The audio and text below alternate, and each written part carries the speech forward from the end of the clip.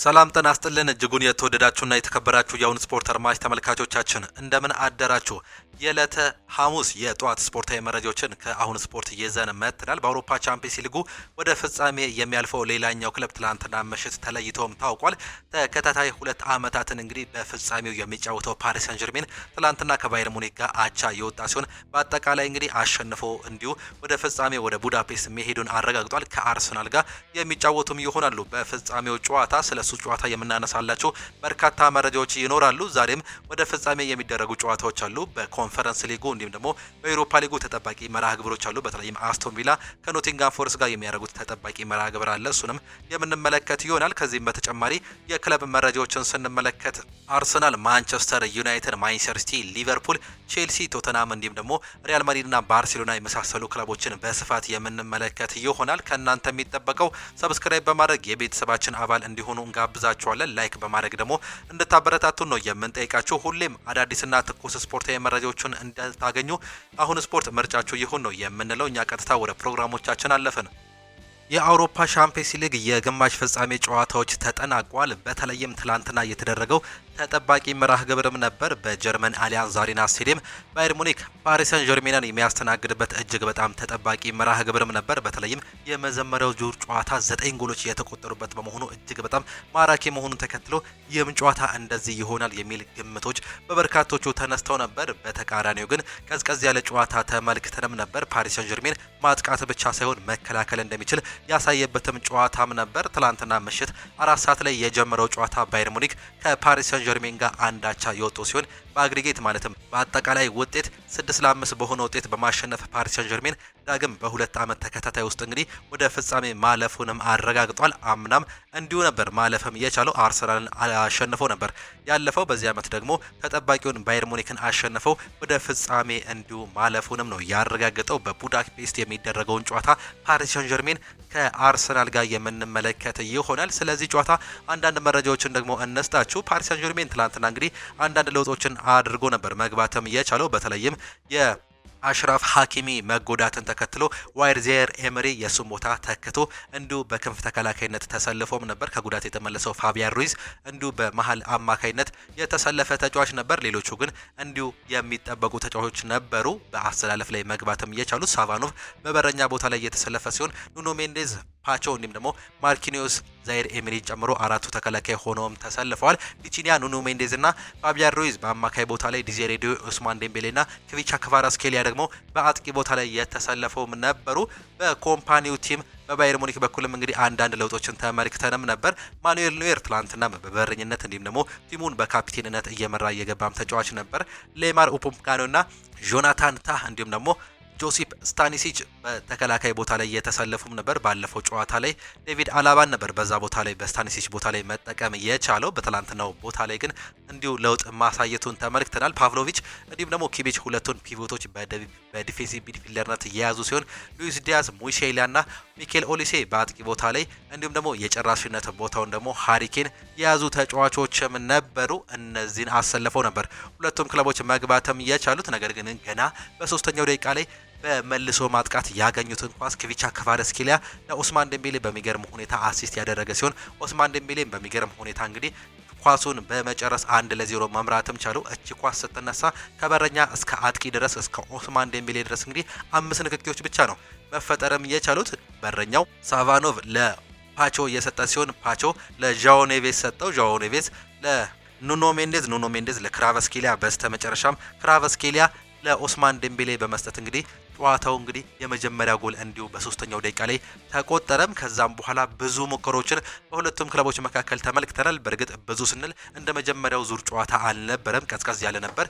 ሙሉ የጨዋታው ቁጥጥር የነበረው በባየር ሙኒክ ነበር። ፓሪስ ሰን ዠርሜኖች በመከላከል ላይ ተጠምደው ነበር። በትላንትናው ዕለት የተመለከትነው ኳሱን ባየር ሙኒክ በመተው እንግዲህ እነሱ በመከላከል እንዲሁም በመልሶ ማጥቃት የሚያገኟቸውን እድሎች ለመጠቀም ሲሞክሩም ተመልክተንም ነበር። ፓሪስ ሰን ዠርሜን በመጀመሪያው ጨዋታ እንደምናስታውሰው እንግዲህ የጌም ፕሬሲንግ የሚባለውን ስታይል ይዘውም ገብቶ ነበር። እጅግ በጣም ፕሬስ ሲያደርጉ የተሻሉ እንደነበር በመጀመሪያው ጨዋታ ላይ ተመልክተንም ነበር። ትላንትና ግን አንዳንድ ሂደቶችን እንጂ ከዛ ውጪ ብዙ ያን ያህል ፕሬስ ሲያደርጉ አልተመለከትናቸውም። በዚህም የተነሳ ባየር ሚኒኮች በአማካይ ቦታ ላይ እኔም ደግሞ 16 ከ53 አካባቢ ላይ ብዙ ኳሶችን ይዘው ሲቆዩም ነበር። በዚህም የተነሳ 66% ኳስ መቆጣጠርም ችለው ነበር። 34% ብቻ ነው ፓሪስ ሰን ዠርሜኖች ከሜዳቸው ውጪ ኳስን እንዲሁ መቆጣጠርም የቻሉት። ፓሪስ ሰን ዠርሜኖች ትላንትና 15 ሙከራዎችን ያደረጉ ሲሆን ባየር ሙኒኮች 18 ሙከራዎችን ነው ማድረግም የቻሉት። ፓሪስ ሰን ዠርሜን ግን ከ15ቱ 7ቱ ክሊኒካል ነበሩ፣ ኦን ታርጌት ነበሩ፣ አስፈሪ ሙከራዎችም ነበሩ። በተለይም በመልሶ ማጥቃት የሚያገኟቸው ኳሶች እንደ ዲዜሬ ዶዬ እንዲሁም ደግሞ ክቪቻ ክቫራትስኬሊያ ያሉ ተጫዋቾች የሚያገኟቸው እድሎች እጅግ በጣም ልዩም ነበር። ዲዜሬ ዶዬ ትላንትና በመልሶ ማጥቃት የተሻለ ሙከራዎችን ሲያደርግ እንዲሁ በጨዋታው ላይ ተመልክተናል። በባየር ሙኒክ ቤት 6 ኦን ታርጌቶችን ነው መሞከርም የቻሉት። በ94ኛው ደቂቃ ላይ አልፎንሶ ዴቪስ አሲስት ያደረገውን ኳስ ሃሪኬን ለራሱ 14ኛውን ጎል በዚህ ዓመት ማስቆጠርም ቻለ። ነገር ግን እቺ አንድ ጎል ብቻ ምንም ጥቅም አልነበራትም። ከዛ በኋላ አንድ ጎል ቢያገኘው ምናልባትም ወደ አዲሽናል ታይም የመሄድ እድል ነበራቸው። ነገር ግን ሊሳካም አልቻለም። 5 ደቂቃ ብቻ ነበር የተጨመረው። ከዛም ጨዋታው ተጠናቀቀ። እንዲሁ በጨዋታው ላይ እንግዲህ የተለያዩ ኢንሲደንቶችን ማንሳት እንችላለን። ዳኛው በርካቶቹ ሲተቹት እንደነበር ነው የተመለከትነው። በተለይም የባየር ሙኒኮች ተጫዋቾች እንዲሁም ካምፓኒን ጨምሮ በርካቶቹ በሱ ሲናደዱ ሲበሳጩ ተመልክተን ነበር። እንደ ሉዊስ ዲያዝ ያሉ ተጫዋቾች እንግዲህ በንዴት ዳኛውን ሲናገሩ ነው እንዲሁ ቢጫ ካርዶችን መመልከት እየቻለው። የመጀመሪያው ሁኔታ በመጀመሪያው ገና በ8ኛው ደቂቃ ላይ ኑኖ ሜንዴስ ሚኬል ኦሊሴ ላይ የሰራውን ጥፋት ተከትሎ ቢጫ ካርድ ተመልክቶ ነበር። ነገር ግን ወደ 25ኛው ደቂቃ አካባቢ ላይ ኳስ በእጁ ማቆሙን ተከትሎ ቢጫ ካርድ እንዲደግሙት እንዲሁም ደግሞ ቀይ ካርድ እንዲሰጠው የባየር ሙኒኮች ተጫዋቾች ብዙ ጫና ዳኛው ላይ ሲያደርጉም ነበር። ዳኛው ግን ምንም አይነት ጥፋት አልሰራም፣ ቀጥሉ ሲል ነበር ጨዋታውን ማስቀጠልም እየቻለው። ይህ በዳኛው ላይ በርካታ ተጽዕኖም እንዲሁ ፈጥሮበትም ነበር። በርካቶቹ እንዲሁ እሱ ላይ እንዲነሱም አደረጋቸው። ከዛም በኋላ ዣኦ ኔቬዝ ቪቲኒያ ከጎል አጸዳለው ያለውን ኳስ 16 ከ53 በእጁ ነካ። እሱም ኳስ ምንም አይነት ችግር የለውም አለፍ ተጫወት ሲሉ እንዲሁ በምልክት መግለጽም ቻሉ። በዛ ሰዓት ላይ እንደ ሃሪኬን፣ ሉዊስ ዲያዝ እንዲሁም ደግሞ ኪሚች ያሉ ተጫዋቾች እንግዲህ እጅግ በጣም ሲበሳጩ እንዲሁም ከዳኛው ጋር ንትርክ ውስጥ ሲገቡ ተመልክተንም ነበር። የዳኛው ውሳኔ ይህ ኳስ ወደ ጎል ሳይሆን ራሳቸው እያጸዱት የነበረውን ኳስ ተከትሎ ነው እንግዲህ ምንም አይነት ችግር የለውም ሲሉ እንዲሁ የገለጹት። ይህም እንግዲህ እንዲሁ በባየር ሙኒክ ቤት በጣም ብዙ ትችት እንዲያመጣ መንስኤም ነው። በሁለተኛው አጋማሽ ላይ ሉዊስ ዲያዝ፣ ሃሪኬን የመሳሰሉ ተጫዋቾች እንደ ጀማል ሙሴሊ ያሉ ተጫዋቾች እንግዲህ 16 ከ53 ተይዘው ተጠልፈው እንዲሁም ደግሞ ተገፍተው ሲወድቁ ተመልክተውም ነበር። ነገር ግን ምንም አይነት ችግር የለውም ብሎ ሲቀጥሉም ነበር። በተለይም በ78ኛው ደቂቃ ላይ ሉዊስ ዲያዝ እንግዲህ ተገፍቼ ተጥያለው አውቆ ነው የያዘኝ የሚል ጥያቄን አንስቶም ነበር። ነገር ግን ዳኛው ይህ ትክክል አይደለም፣ ኳሱን ለምን ያስክ ቀጥል ብለው ፓሪስ ሰን ዠርሜኖች ኳሱን መስጠትም ቻሉ። በዛ ሰዓት ላይ እጅግ በጣም በስጭት ነበር እንግዲህ ዳኛውን መናገር እየቻለው። በዚህ ሰዓት ላይ ነበር ቢጫ ካርድ መመልከት እየቻለው። በ97ኛው ደቂቃ ላይ ደግሞ እንዲሁ ጆሹዋ ኪሚች ከዳኛው ጋር በጭቅጭቅ ምክንያት ቢጫ ካርድ ተመልክቷል። ጆናታን ታም በመጀመሪያው አጋማሽ በዚሁ በጭቅጭቅ ምክንያት ነው እንግዲህ ቢጫ ካርድ መመልከት እየቻሉት። በባየር ሙኒክ ቤት 3 ተጫዋቾች ቢጫ ካርድ የተመለከቱ ሲሆን 3ቱም እንግዲህ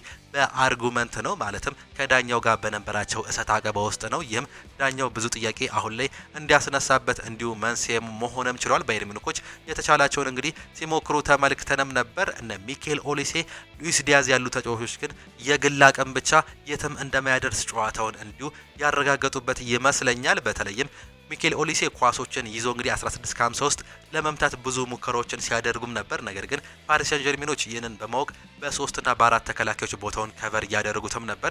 በዚህም የተነሳ ኳሱን ወደ ኋላ ይመልሰዋል። ይህም እንግዲህ ክሬቲቪቲውን ከመጨመር ይልቅ ኳሱን ወደ ኋላ በመውሰድ ኳሱን እዚያችሁ ፖሰስ ማድረግም ሲመርጡን ተመልክተናል። እንዲሁም ደግሞ ሉዊስ ዲያዝ፣ ሃሪኬን የመሳሰሉ ተጫዋቾች አንዳንድ አጋጣሚ ላይ እንደዚህ ተመልክተናል። ይህም ምናልባትም የባየር ሙኒኮችን እንዲሁ ችግር ወይም ደግሞ ደካማ ጎን በማወቅ አሰልጣኝ ሉዊስ ኤንሪኬ የተጠቀመበትም ይመስላል። ፓሪስ ሰን ዠርሜኖች ትላንትና ማጥቃት ብቻ ሳይሆን መከላከል እንደሚችሉም ለአርሰናልም ለፍጻሜው ጨዋታ እንዲሁ እያሳዩም ይመስላል። በተለይም ፓሪስ ሰን ዠርሜኖች የመጀመሪያው ጨዋታ ላይ በማጥቃቱ ምን ያህል ምርጥ እንደነበሩ አረጋግጠዋል። ትላንትናም በማጥቃቱ ላይ በመልሶ ማጥቃት ምን ያህል ተሾለው እንደነበሩ እንዲሁ ክሊኒካል ኳሶቹ ያረጋገጡልንም ነበር። በመከላከልም ምን ያህል ጥሩ እንደሚሆኑ በጨዋታው ላይ አሰልጣኝ ሉዊስ ኤንሪኬ እንዲሁ መልእክት ያስተላለፈም ይመስላል ለፍጻሜው በጨዋታው ላይ እንግዲህ ፓሪስ ሰን ዠርሜኖች አሸንፈው ማለፋቸውን ተከትሎ ከአርሰናል ጋር በፍጻሜው ጨዋታ እንዲሁ በቡዳፔስት የሚገናኙም ይሆናሉ። አርሰናል ከፓሪስ ሰን ዠርሜን በዚህ ዓመት እንዲሁ የሚገናኙ ሲሆን ምናልባትም እንግዲህ ፓሪስ ሰን ዠርሜን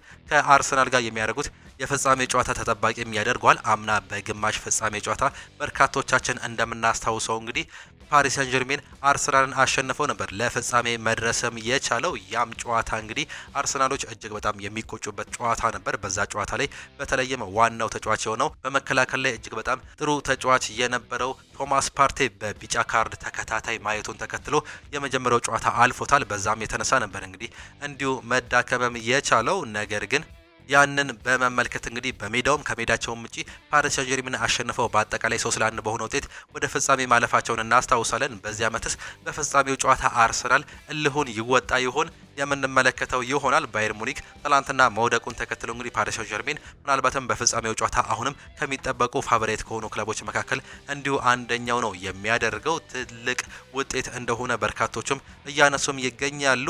ናስር አልከላይፊ ተጫዋቾች ሳይሆን ተዋጊዎች ነው ያሉን ሲሉ እንዲሁ ይገልጻሉ። የፒኤስጂ ዋና ፕሬዝዳንት የሆኑት ናስር አልከላይፊ ለተጫዋቾች ያላቸውን ከፍተኛ አድናቆት የገለጹ ሲሆን እግር ኳስ ተጫዋቾች ብቻ አይደሉም ያለው ተዋጊ ያላቸው ናቸው ሲልም እንዲሁ ይገልጻል። የዓለም ምርጡ አሰልጣኝ በእጃችን ነው ያለው ሲሉ ናስር አልከላይፊ የገለጹ ሲሆን አላማችን ሁለተኛ ሻምፒየንስ ሊግ መውሰድ ነው በማለትም ተናግሯል። የፒኤስጂን ታሪክ እዚህ ሙኒክ ላይ ፈጥረናል፣ ታሪኩ ለመጻፍ መቀጠልም አለብን፣ በፍጻሜው ጨዋታ ላይ ማሸነፍ አለብን ሲሉ ነው እየገለጹ የሚገኙት። ፓሪስ ሰን ጀርሜን እንግዲህ እጅግ በጣም የሚገርመው በናስር አልከላይፊ ሲር ከዚህ በፊት እንደ ኪሊያን ምባፔ፣ ቪኒሲየስ ጁኒየር እና ሊዮኔል አንድሬስ ሜሲ የመሳሰሉ ጋላክቲኮ የሚባለውን ቲም ሰርቶ ነበር። በዛም ቲም ግን ለፍጻሜ መድረስም አልቻለም። ፓሪስ ሰን ጀርሜን በግማሽ ፍጻሜ ሄደ ከተባለ እስከዛ ድረስ ነበር መሄድ የሚችለው። ነገር ግን ይህንን ቲም በመስራት በተለይም አሰልጣኝ ሉዊስ ኤንሪኬ ጋላክቲኮችን በማባረር ወሳኝ የሚላቸውን ተጫዋቾች እንግዲህ እንዲሁ በማሳደግ በነ ዲዜሬ ዱዌ እንዲሁም ደግሞ ማዩሉ ብራርኪ ባርኮላ የመሳሰሉ ተጫዋቾችን ታዳጊዎችን ምርጥ በማድረግ እንግዲህ ለተከታታይ 2 ዓመት ለፍጻሜ አድርሰዋቸዋል። አንድ ቻምፒየንስ ሊግን እንዲሁ ማሳካተም ችለዋል።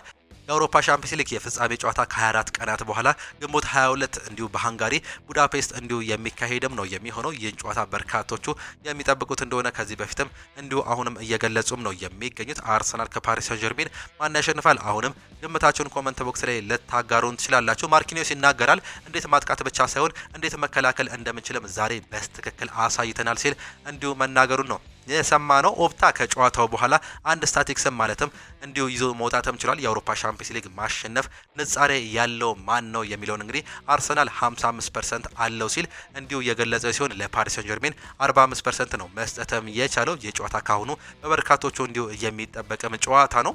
በአውሮፓ ሻምፒየንስ ሊግ በሩብ ፍጻሜው በሻምፒየንስ ሊጉ የተሰናበተው ሪያል ማድሪድ ኪሊያን ምባፔን መያዙ እናስታውሳለን። 15 ጎሎችን በማስቆጠር እንግዲህ ምናልባትም በአውሮፓ ሻምፒየንስ ሊጉ በዚህ ዓመት ኮከብ ጎል አግቢነቱን የሚወስድም ተጫዋች ነው። ሃሪኬን ነበር በ14 የሚከተለው። ነገር ግን ይህ ነገር ምናልባትም ይወሰዳል ተብሎ አይጠበቅም። ከቪቻ ክቫራትስኬሊያ 10 ጎል ላይ ደርሷል። ነገር ግን ይህ ነገር በሚቀጥለው ጨዋታ ላይ 16 ጎል ላይ ይደርሳል። ማለትም 6 ጎል ያስቆጥራል። የሚጠበቅም አይሆንም። ይህም ተጠባቂም ነው የሚያደርገው በአውሮፓ ሻምፒየንስ ሊግ የፍጻሜ ታሪክ የእንግሊዝ ክለብ እንዲሁም ደግሞ የፈረንሳይ ክለብ ሲገናኙ በታሪክ ይህ ለመጀመሪያ ጊዜ መሆኑ ነው የተመለከትነው። ሃሪኬን በትላንትናው ጨዋታ ላይ እንግዲህ እጅግ በጣም ሀዘን ውስጥ ገብተው ተመልክተንም ነበር። እንባ ሁላ ሲወርደው ነበር በጨዋታው ላይ መመልከተም የቻለው። የሉዊስ ኤንሪኬው ሰራዊት እንዲሁ አሁንም እንግዲህ አልሞትኩም ሲል እየገለጸ እንደሚገኝ ነው እየተገለጸም የሚገኘው። አጀማመሩ ጥሩ ባይሆንም አፈጻጸሙ ግን አሁንም እንግዲህ ምርጥ እየሆነ እንደሆነ እንዲሁ አሰልጣኙም እያረጋገጡም ይገኛሉ። የፈረንሳዩ ሀያ ክለብ ፓሪስ ሰን ጀርሜን ለተከታታይ 2 ዓመታት አሁንም ቻምፒየንስ ሊግ ፍጻሜ መሆኑን እንዲሁ ማረጋገጡን ተከትሎ የጨዋታው ኮከብ ተብሎ የተመረጠው ዊሊያም ፓቾ ነበር። በጨዋታው ላይ እንግዲህ በመከላከሉ ምን ያህል ድንቅ ነበር እንዲሁ በጨዋታው ላይ ያረጋገጠልን ተጫዋችም ነበር። በአሁኑ ሰዓት ላይ ምናልባትም በፍጻሜው ጨዋታ ምን እንመለከታለን አሁንም የሚጠበቅ ሲሆን ዲዜሬ ዱዌ ፕረስ ማድረግ አለብህ፣ መከላከልም አለብህ። በዚህ መንገድ ነው መጫወት የምትችለው እንዲሁም ደግሞ ማሸነፍ የምትችለው። እሱን ደግሞ እያሳየን እንገኛለን። ፕረስ ማድረግ ባለብን ሰዓት ላይ ፕረስ እናደርጋለን፣ መከላከል ባለበት ሰዓት ላይ ደግሞ እንከላከላለን። አሁንም ምን ያህል ጥሩ እንደሆነን አሳይተናል ሲል መናገሩንም ሰምተናል። ዛሬም በዩሮፓ ሊጉ እንዲሁም ደግሞ በኮንፈረንስ ሊጉ የሚደረጉ ጨዋታዎች አሉ። በዩሮፓ ሊጉ ፍራይቡርግ ከስፖርቲንግ ብራጋ የሚያደርጉት ጨዋታ ተጠባቂ ይሆናል። የመጀመሪያውን ዙር ጨዋታ ስፖርቲንግ ብራጋ በሜዳው 2-1 ማሸነፉን ተመልክተናል። ፍራይቡርግ ይህን ጨዋታ ይቀለበሰው ይሆን የሚጠበቅ ጨዋታም ነው። ሌላኛው በርካቶቹ የሚጠብቁት አስቶን ቪላ ከኖቲንጋም ፎረስት ጋር የሚያደርጉት የእንግሊዙ ጨዋታ ነው። በቪላ ፓርክ ነው ይህ ጨዋታ የሚደረገው። የመጀመሪያውን ዙር ጨዋታ ኖቲንጋም ፎረስት 1-0 ማሸነፉን እናስታውሳለን። በዛ ጨዋታ ላይ ፔናልቲ አግኝተው ነበር እንግዲህ ማስቆጠርም እየቻሉት። የዛሬው ጨዋታ ምናልባትም አስቶን ቪላ ጨዋታውን ገልብጦ ወደ ፍጻሜ በመድረስ እንግዲህ አሰልጣኝ ኡናይ ኤመሪ አሁንም ታሪክ እየሰሩ ይቀጥሉ ይሆን የሚጠበቅ ይሆናል። ከዚህ በፊት 5 ጊዜ የዩሮፓ ሊግ ዋንጫን በቫሌንሲያ እንዲሁም ደግሞ በሲቪያ ማሳካተም ችለውም ነበር። በዛሬው ጨዋታ ላይ ከማይገኙ ተጫዋቾች መካከል በአስቶን ቪላ በኩል ጆ ማጊን እንዲሁም ደግሞ አማዱ ኦናናና ካማራ በጉዳት ምክንያት አይገኙም። በኖቲንጋም ፎረስት በኩል የአማካይ ስፍራ ተጫዋች የሆነው ወሳኙ ተጫዋች ሞርጋን ጊብስ ዋይት በዛሬው ጨዋታ ላይ እንደማይገኝ ነው የተገለጸው። በመከላከሉ ላይ ምርጥ የሚባለው በዚህ ዓመት ድንቅ አቋሙን ያሳየው ሙሪሎም እንዲሁ የተጎዳ ሲሆን ሳንጋሬ፣ ሁድሰን ኦዶዬ እንዲሁም ደግሞ ኦላ አይናና ኑዶዬ የመሳሰሉ ተጫዋቾች በጉዳት ላይ አይገኙም። የነዚህ አለመኖር ምናልባትም ኖቲንጋም ፎረስትን ይጎዳል ተብሎ ይጠበቃል። በኮንፈረንስ ሊጉም 2 ጨዋታዎች የሚደረጉ ሲሆን ስትራስቡርግ ከራዮ ቫይካኖ ጋር የሚያደርጉት ጨዋታም ይጠበቃል። የመጀመሪያውን ዙር ጨዋታ ራዮ ቫይካኖ 1-0 ነበር ማሸነፍ የቻለው። ክሪስታል ፓላስ በሜዳው ሴልሃርስት ፓርክ ስቴዲየም ሻካታር ዶኔስክን የሚያስተናግድ ሲሆን በመጀመሪያው ዙር ጨዋታ 3-1 ማሸነፉን ተከትሎ በሜዳውና በደጋፊዎች ፊት የዛሬውን ጨዋታ ያሸንፋል ተብሎ ከሚገመቱ ክለቦች መካከል ዋነኛው ነው። ከሜዳው ውጪ 3-1 ማሸነፉን ተከትሎ ቴሪ ዳንኤል ሄነሪ ይናገራል። በተለይም ከቪክተር ዮኮረሽ ብቃት ጋር በተያያዘ ነበር ሀሳቡን እየሰጠው። ስለ ቪክተር ዮኮረሽ እንደ ምሳሌ ብንወስድ በሱ ላይ ብዙ ጥርጣሬዎች ነበሩ። ይህ ደግሞ መጥፎ ነገር አይደለም። እንዲሁም ደግሞ ተቀበለው፣ ሰዎች ተሳስተዋል ብለህ ለማረጋገጥ ሞከር። ዛሬ ምሽት እሱን ያየን ይመስለኛል ሲል ስለ ትላንትናው ጨዋታም ይናገራል። ዛሬ ምሽት ብቻ ሳይሆን ባለፉት 1 ወር ውስጥ ያሳየውን ብቃት አደንቃለሁ። ሜዳ ላይ የሚሮጥበት መንገድ፣ ጥንካሬው እንዲሁም ደግሞ አስደናቂነቱ ያስፈራል። አሁን የሚያስፈራ ተጫዋች 9 ቁጥር እየሆነ መጥቷል ሲልም ይገልጻል። ሌላኛው የወደድኩት ነገር ገና ከጀምሮ እሱን የሚፈልጉበት መንገድ ነው። የተጫዋቾቹ ጠንካራ ጎን በሚጠቀም መልኩ ተጫዋቹ ምክንያቱም ይህ ካልሆነ የጥንካሬውን ያህል ድክመቱ ነው የሚታየው ሲልም ይገልጻል። አሁን ግን አርሰናል እሱን የሚጠቀምበትን መንገድ በምን ላይ እንደሆነ፣ ጎበዝ እንደሆነ፣ ጥሩ እንደሆነ እንዲሁም ደግሞ ለሱ ምን ያህል ኳስ ማቀበል እንዳለባቸው፣ በየትኛው ሰዓት ላይ እሱ መገኘት እንዳለበት ሁሉንም ነገር እየለዩም ይገኛሉ። ይህም እንደ ክለብ ለክለቡም እጅግ በጣም ጥሩ ያደርገዋል። እሱም ደግሞ አቅሙን እያሳየም ይገኛል ሲል እንዲሁ ይገልጿል። በፍጻሜው ጨዋታም እንጠብቋለን ሲልም እየገለጸም የሚገኘው። ሌላኛው አርሰናል ክረምት ላይ ለሚኬል አርቴታ አዲስ ኮንትራት ማራዘሚያ ውል ሊያቀርብለት እንደሆነ አሁንም ፋብሪዚዮ ሮማኖም እየዘገበም ይገኛል። በዚህ ዓመት እንግዲህ ሁለቱንም ፍጻሜ የማሸነፍ እድል ካለው ደግሞ ያለ ጥርጥር ይፈርማል ሲሉ በርካቶቹ እየገለጹም ይገኛሉ። በአውሮፓ ሻምፒዮንስ ሊግ ፍጻሜ በቡዳፔስት እንግዲህ ከፓሪስ ሳን ጀርሜን ጋር የሚያደርጉት መርሃ ግብር ይጠበቃል። ሌላኛው የእንግሊዝ ፕሪሚየር ሊግ ነው። አሁንም መለያው ባይታወቅም ግን ሰፊ እድል እንዳለው ነው እየተገለጸ የሚገኘው። ውሳኔው የተወሰነው በማርች ወር ላይ ሲሆን የውድድር ዓመቱ የሚያልቅበት ሁኔታ ለውጥ አያመጣም ሲልም እንዲሁ እየገለጸም ይገኛል። አርሰናል የወሩ ምርጥ ተጫዋችም ታውቋል። የፕሪሚየር ሊጉ የሰሜን ለንደኑ ክለብ አርሰናል የሚያዝያ ወር የወሩ ምርጥ ተጫዋች ይፋም ተደርጓል። በዚህም መሰረት የኋላ መስመር ተሰላፊው የሆነው ፔሮ ሂንካፔ የወሩ ምርጥ ተጫዋች በመባል ተመርጧል። ኢኳዶሪያዊ ተጫዋች ፔሮ ሂንካፔ ከተሰጠው ድምጽ 60% የሚሆኑን ማሸነፍም ችሏል። ኤብሬቼ ኤዜ ሁለተኛ በመሆን ሲያጠናቀቅ ከሃቨርትዝ እንዲሁም ደግሞ ቪክተር ዮኮረሽ ቀጣዮቹን ደረጃም ይዘዋል። ቡካዮ ሳካ 20 ሚሊዮን ያወጣል ሲል ይናገራል። የቀድሞ እንግሊዛዊ አማካይ ጄሚ ኦሆራ ቡካዮ ሳካ ያለው አቅም በዋጋ ለመተመን ይከብዳል በማለት የገለጸ ሲሆን ሳካ ያለ ጥርጥር 200 ሚሊዮን ፓውንድ ያወጣል ሲልም ነው እየገለጸ የሚገኘው። ያለው የቀድሞ ተጫዋች እንዲሁ ሀሳቡን የገለጸ ሲሆን ቡካዮ ሳካ በዚህ እድሜው ምን እንዳሳካ ተመልከቱ እስኪ። ልጁ እጅግ በጣም ጥሩ ለውጥ ነው እያሳየም ይገኛል። ይህም ደግሞ ጸባዩም እጅግ በጣም የሚወደድ ነው። እስከ 200 ሚሊዮን ፓውንድ የሚያወጣ ይመስለኛል። ድንቅ ተጫዋች ነው ሲል መናገሩንም ነው እንዲሁ እየሰማ ነው። ማንቸስተር ዩናይትድ አሁንም ቢሆን ሳንድሮ ቶናሊን ማስፈረም በእጅጉ ይፈልጋል። ተጫዋቹ ለዝውውር ዝግጁ ከሆነ ሲቲም ይፈልጓል ሲል ፋብሪዚዮ ሮማኖ ስለ ዝውውር ይገልጻል። ምንም እንኳን የተጫዋቹ ፍላጎት አንድ ቀን ጣሊያን መመለስ ቢሆንም ያ ግን በጭራሽ የሚሆን አይመስለኝም። አሁንም ቢሆን መቆየት የሚፈልገው በእንግሊዝ ነው። እንዲሁም ደግሞ ታላላቅ ክለቦችን እንዲሁ ማንኳኳት ይፈልጋል። ሁለቱ የማንቸስተር ከተማ ክለቦች ደግሞ እሱን ይፈልጉታል ሲሉ እየገለጸም ይገኛሉ። ሳሙኤል ሉኸርስት ሲናገርም ማንቸስተር ዩናይትድ ለቀጣዩ የውድድር ዘመን ማርከስ ራሽፎርድን ወደ ዋናው ቡድን የመመለስ ምንም አይነት እቅድ የላቸውም። ራሽፎርድን ቢሆን በግሉ ወደ ኦልድ ትራፎርድ የመመለስ ፍላጎት እንደሌለው አሳውቋል ሲልም ይገልጻል። ከማንቸስተር ዩናይትድ ጋር ያላቸው እህል ውሃ አብቅቷል። ነገር ግን አሁንም ቢሆን ማንቸስተርን ይወዷል። ለዛም ነው ወደ አውሮፓ ሻምፒዮንስ ሊግ ሲመለሱ እንኳን ደስ አላችሁ ሲል የገለጸው። ማንቸስተር ዩናይትድ ዩናይትዶችና እንዲሁም ማርከስ ራሽፎርድ ተለያይተዋል። ነገር ግን ፍቅሩ አሁንም አለ፣ ይህንን ብቻ ነው የሚገልጸው ሲልም እንዲሁ ገልጿል። ሪዮ ፈርዲናንድ ይናገራል። ማንቸስተር ዩናይትድ ሃሪ ኬንን አለማስፈረሙ ባለፉት 10 ዓመታት ውስጥ የሰሩት ትልቁ ስህተት ይመስለኛል ሲል ይገልጻል። ቶተናም የጠየቀውን ዋጋ ከፍለው ቢሆን ኖሮ ይሄኔ ሃሪ ኬንን ያገኙም ነበር። ጉዳዩ በጥቂት ሚሊዮን ፓውንድ ልዩነት ያልተሳካ ከሆነ ውሳኔው አስከፊ ነበር ማለት ይቻላል ሲል የቀድሞ የተከላካይ ስፍራ ተጫዋች የሆነው ይናገራል። እንዲሁም ደግሞ ሲቀጥል ደግሞ ዩናይትድ በዚያ ዝውውር መስኮት ዴክላን ራይስን ደግሞ ሃሪ ኬንን አስፈርመው ቢሆን አሁን ካሉበት ፍጹም የተለየ ደግሞ የተሻለ ደረጃ ላይ ይገኙ ነበር ብዬም አስባለሁ። ያልተሳካ ዝውውር ነው በዛ ዘመን ያደረጉት ሲል እንዲሁ መናገሩም ነው የሰማነው። አማድ ያለውም ስለ ብሩኖ ፈርናንዴዝም ይናገራል። ብሩኖ ነው። ከሱ ጋር መጫወት ለሁላችንም ህልም ነው። ለሌ ትልቅ ባለውለታዬም ነው። በ2020 እዚህ ከመጣ ጀምሮ ለክለቡ በጣም ጥሩ ቆይታም አድርጓል። እሱ ትልቅ ምሳሌም ይሆነናል። ትልቅ መሪም ደግሞ ትልቅ ካፒቴን ነው። እያንዳንዱ ሰው ወደ ዋና ቡድን የሚመጣውን እያንዳንዱን ወጣት ተጫዋች ለመርዳትም ይሞክራል። በ2001 እዚህ ስመጣ አስታውሳለሁ የእንግሊዝኛ ቋንቋ ያን ያህል ጥሩ አልነበርኩም። ነገር ግን እሱ ጣሊያንኛ ስለሚችል በጣሊያንኛ ሊረዳኝም እየሞከረም ነበር። ስለዚህ ለኔ ትርጉም የሚሰራልኝ እሱም ነበር። ስለዚህ ሁሉም ሰው እሱን እየወደውም ነበር ሲልም ይገልጻል። በዚህ ውድድር ዘመን ምን ያህል ጥሩ እንደሆነ ማየት ትችላለህ። እኛም እንደ ቡድን ያንን የአሲስቱን ክብረ ወሰን እንዲሰብር ፍላጎትም አለን፣ እሱንም እንረዳዋለን ሲል እንዲሁ አማድ ዲያሎም ይናገራል። ካርሎስ ካሴሚሮም ይናገራል። ካራገር ክለቡን 2 ዋንጫ ስለቀሞት ነው እኔ ላይ ምሬት ያለው ሲል ነው የሚናገረው። የቀድሞ የሊቨርፑል ተጫዋች ጄሚ ካራገር በአንድ ወቅት ካሴሚሮን እግር ኳስ ሳይተውህ በፊት አንተ ተወው ሲል ሀሳቡን ገልጾም ነበር። ካሴሚሮም ከዛ በኋላ ለክለቡ ማንቸስተር ዩናይትድ ጥሩ የሚባል ግልጋሎት በአሁኑ ሰዓት ላይ እየሰጠም ይገኛል። ስለ ካራገር አስተያየት የተጠይቀው ካርሎስ ካሴሚሮ ሲናገር የእሱን ክለብ አሰናበቼ 2 ሻምፒዮንስ ሊግ አንስቻለሁ ሲልም ይገልጻል። ስለዚህ እኔ ላይ ምሬት ቢኖርበት እንጂ ሌላ ነገር ያለህ አይመስለኝም፣ ይህም አልፈርድበትም፣ ስሜታዊ የሆነ ነው ሲልም ይገልጻል። አክሎም አስተያየቱን አከብረዋለሁ፣ ማንም ሰው በቴሌቪዥን የፈለገውን ቢናገር ግድ አይሰጠኝም፣ አላዳምጣቸውም፣ እኔ ስራዬን ብቻ ነው የምሰራው ሲል እንዲሁ ተናግሯል። ኮቢ ማይኖም የሳምንቱ ምርጥ ተጫዋች በመባልም ተመርጧል። የእንግሊዝ ፕሪሚየር ሊግ 35ኛ ሳምንት ተጫዋቾች እንዲሁ የተጠናቀቀ ሲሆን በዚህ መሰረት የማንቸስተር ዩናይትድ አማካይ ኮቢ ማይኖ የሳምንቱ ምርጥ ተጫዋች በመባልም ተመርጧል። ኮቢ ማይኖ ማንቸስተር ዩናይትድ ሊቨርፑልን ሲያሸንፍ የጎሏን እንዲሁ የመጨረሻውን ጎል ማስቆጠሩን እናስታውሳለን። የማንቸስተር ዩናይትድ ተጫዋች በዘንድሮ የውድድር ዘመን አብዛኛውን የሳምንቱ ምርጥ ተጫዋች ሽልማትን ወስዷል። በውድድር ዘመኑ ከቀረቡ 36 ሽልማቶች የማንቸስተር ዩናይትድ ተጫዋቾች 13ቱን መውሰድም ችሏል። ያለፈውን ሳምንት እንዲሁ ካርሎስ ካሴሚሮ መውሰዱን የምናስታውሰው ጉዳይ ነው። ከዛ በፊት ደግሞ ብሩኖ ፈርናንዴዝ ወስዶም ነበር በቅርቡ።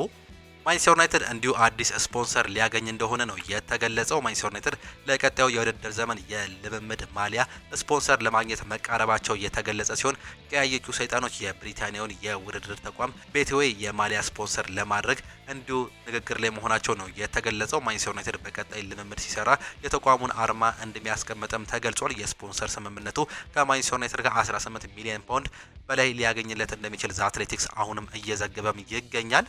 ከርትስ ጆንስ ጋር የሚገኘው የኮንትራት ድርድር አሁን አብቅቷል። በጥር ወር ወደ ኢንተር ሚላን ለመዘዋወር ከፍተኛ ፈቃድም ነበር፣ ነገር ግን ሊቨርፑል ዝውውሩን አግዶትም ነበር። አሁን ግን ምናልባትም እድል ሊኖረው ይችላል ሲልም እንዲሁ ይገልጻል። በሊቨርፑል ቤት ሌላኛው ኮዲ ጋክፖ በዚህ ክረምት የትም ክለብ አይሄድም፣ አይፈቀድለትም። ሊቨርፑል የ26 ዓመቱን ተጫዋች በአጥቂ መስመር ላይ የመጫወቻ ችሎታውን ያደንቅለታል። በዚህም ቨርሳታይል መሆኑን ተከትሎ ይህ ተጫዋች አይለቅም ሲል ነው የሚገልጸው። ፍሬድሪኮ ኬዛ በዚህ ክረምት ሊቨርፑልን ለመልቀቅ የወሰነ ሲሆን ጣሊያናዊው የክንፍ ተጫዋች እንቅስቃሴውን ለማድረግ ደሞዙን ለመቀነስ ፈቃደኛ እንደሆነም ተዘግቧል። እንዲሁም ወደ ጣሊያን እንደሚመለስ ነው መረጃዎች እያሳዩም የሚገኙት። አስቶን ቪላ ከጄምስ ትራፎርድ ጋር የመጀመሪያ ድርድር ማድረጉ ይገለጻል። በተጨማሪም ኒውካስል ዩናይትድ እንዲሁም ቶተናም አሁንም በግብ ጠባቂው ላይ ከፍተኛ ፍላጎት ያላቸው ሲሆን ጄምስ ትራፎርድም በዚህ ክረምት ማንቸስተር ሲቲን የመልቀቅ እድሉ እየሰፋ መጥቷል። በክረምት እንግዲህ ቃል ተገብቶብለት ነበር መምጣትም የቻለው ወደ ቀድሞ ክለቡ ማንቸስተር ሲቲ። ነገር ግን ዣንሉጂ ዶናሩማ መምጣቱን ተከትሎ ቦታው ተወስዶበታል። በዚህም የተነሳ በዋነኛነት የሚጫወትበትን ክለብ እንዲሁ እንደሚፈልግ ነው መረጃዎች እያሳዩም የሚገኙት። ከሊጉ ውጪ ያሉ ክለቦች በፊል ፎደን ላይ ከፍተኛ ፍላጎት ቢያሳዩም ማንቸስተር ሲቲዎች ግን እሱን በምንም አይነት ሁኔታ እንደማይሸጡት ፋብሪዚዮ ሮማኖም ነው እየገለጸም የሚገኘው። ሌላኛው ስለ ፊል ፎደን ኮንትራት ማደሳ ብቻ ሳይሆን ተጫዋቹ እንደ አዳዲስ ዝውውሮችም የሚታይበት ምንም አይነት ዝውውር የለም ሲል ፋብሪዚዮ ሮማኖ መግለጹንም እንዲሁ እየሰማንም እንገኛለን። ዣንሉጂ ዶናሩማ የፒኤፍኤ የማህበረሰቡ ሻምፒዮን ሽልማት እንዲሁ ማሸነፉም ነው የተገለጸው። የሽልማት ተጫዋቹ ከሜዳ ውጪ በማህበረሰቡ ውስጥ ለሚያደርጉት በጎ አድራጎት እንዲሁም ደግሞ ተጽዕኖ የሚሰጥም እውቅና ነው። ዶናሩማ ይህንን ክብር ያገኘው በእግር ኳስ ችሎታው ብቻ ሲሆን ለተጫዋቾች ለሰዎች የሚያደርገውን ትብብር መሆኑ ነው እየተገለጸም የሚገኘው። በሪያል ማድሪድ ቤት እንግዲህ አሁንም በርካታ ነገሮች እየተነሱም ይገኛሉ። በአሁኑ ሰዓት ላይ የምንሰማው ኦሬል ቹዋሚኒ እንዲሁም ደግሞ ፌዴ ቫልቬርዴ ግጭት ውስጥ ገብተው እንደነበር ነው። ከዚህ በፊት እንግዲህ ሌሎች ተጫዋቾች ግጭት ውስጥ ገብተው እንደነበር ነው እየተገለጸ የሚገኘው። በተለይም ተከላካዩ አንቶኒ ሩዲገር እንዲሁ ከሌሎች ተጫዋቾች ጋር ግጭት ውስጥ ገብቶ እንደነበር፣ ነገር ግን ይቅርታ ጠይቆ እንደነበር ተገልጿል። ትላንትና እየሰማነው ደግሞ የሌሎቹን የኦሬል ቹዋሚኒና የካፕቴኑን ፌዴ ቫልቬርዴንም ጉዳይ ነው። አሁንም ግን ይህ ነገር ተፈቷል ሲሉ እየገለጹም ይገኛሉ። አሁን ላይ በሚሰሙ የሪያል ማድሪድ መረጃዎች ግን ጥሩ ነገር እንዳልሆነ ነው በርካቶቹ እያነሱም የሚገኙት። በሪያል ማድሪድ ቤት አሁን መልበሻ ክፍሉ ጥሩ እንዳልሆነ እየተገለጸ ሲሆን ምናልባትም ተጫዋቾቹ እንግዲህ አዲስ አሰልጣኝ እስኪመጣ ድረስ ብዙ ነገሮቹ ሊበላሽ እንደሚችል እየተገለጸም ይገኛል። ኪሊያን ምባፔ ጥሩ ስሜት እየተሰማው እንዲሁም በኤል ክላሲኮ ጨዋታ መጫወት እንደሚፈልግ ይገለጻል። ኪሊያን ምባፔ በእርስ በርስ ድጋፎቹ እንግዲህ አሁንም የሚቀጥል መሆኑ ነው መረጃዎች እያሳዩም የሚገኙት። ኪሊያን ምባፔ የጉዳቱ ሁኔታ ለማወቅ ትላንትና የኤምአርአይ ምርመራ ማድረግ ነበረበት። ነገር ግን ምርመሮቹ አሁን ድረስ ምንም አይነት አስጊ እንዳልሆነ መረጃዎችም እያሳዩም ይገኛሉ። ሪያል ማድሪድ ክርስቲያኖ ጁኒየርን እየተከታተሉት ይገኛሉ። አልናስር ከአባቱ ጋር እንዲቆይና እንዲጫወት ይፈልጋሉ። ነገር ግን ሪያል ማድሪድ የግሉ ለማድረግ እንደሚሞክር ነው መረጃዎች እያሳዩም የሚገኙት። ራሞን አልቫሬዝ ጆዜ ሞሪኒዮ ወደ ሪያል ማድሪድ የሚመለስ ከሆነ ቅድመ ሁኔታ አስቀምጧል። ሲመለስ ለቡድኑ የሚስማሙ ውሳኔዎችን ለማድረግ ሙሉ ነጻነት እንደሚፈልግም ነው የተገለጸ። ተጫዋቾቹን በጨዋታ ወቅት ቤንች ላይ ለማስቀመጥ ከወሰነ ተጫዋቾቹ ሆነ ማንም ይሁን ማን እሱን ጥያቄ ውስጥ ማስገባት አይፈልጉም። ይህንን ደግሞ እሱ የሚወስነው ውሳኔ መሆኑ ነው እየተገለጸ የሚገኘው። አክሎም ጆዜ ሞሪኒዮ ወደ ሪያል ማድሪድ የመመለስ የራሱ አሰልጣኝ ወደ ቡድኑ ማምጣት እንደሚፈልግ ነግሮታል። ይህም የራሱን አካል ብቃት አሰልጣኝ አንቶኒ ፒተርሰንን እንዲሁ እንደማይፈልጉት ነው እየተገለጸ የሚገኘው። ጆዜ ሞሪኒዮ የራሱንም እንዲሁ ነገሮች እያወጣ እንደሚገኝም ተገልጿል። ባስቲዮኒ ዝውውር ላይ ወደፊት ለመራበድ የሃንሲ ፊሊክ ትክክለኛ ፍቃድ አሁንም የለውም። ለዴኮን ደግሞ የተከላካይ ቦታን ለማስጠናከር እንግዲህ አሁንም እየተከታተሉ ሲሆን ምናልባትም ከጣሊያን ባስቶኒን ለማምጣት ባርሴሎናዎች ፍላጎት ነበራቸው ሲሆን ማቴዎ ሞሬቲዮ እየዘገበም ይገኛል። ዝውውሩ ግን ምናልባትም ሃንሲ ፊሊክ ላይፈቅዱት እንደሚችል ነው የተገለጸው። ሌላኛው ፌራን ቶሬዝ በዚህ ክረምት ከባርሴሎና መልቀቅ አይፈልግም። በዚህ ውሳኔ ላይ ጥብቅ ውሳኔ የራሱን አድርጓል። ተጫዋቹ ኮንትራቱን ማደሰም ይፈልጋል ወይም ደግሞ ካልሆነ በ2027 ኮንትራቱ ሲያልቅ መልቀቅ ነው የሚፈልገው እንጂ እንዲሁ መልቀቅ እንደማይፈልግ መረጃዎች በስፋትም እያመላከቱም ነው የሚገኙት።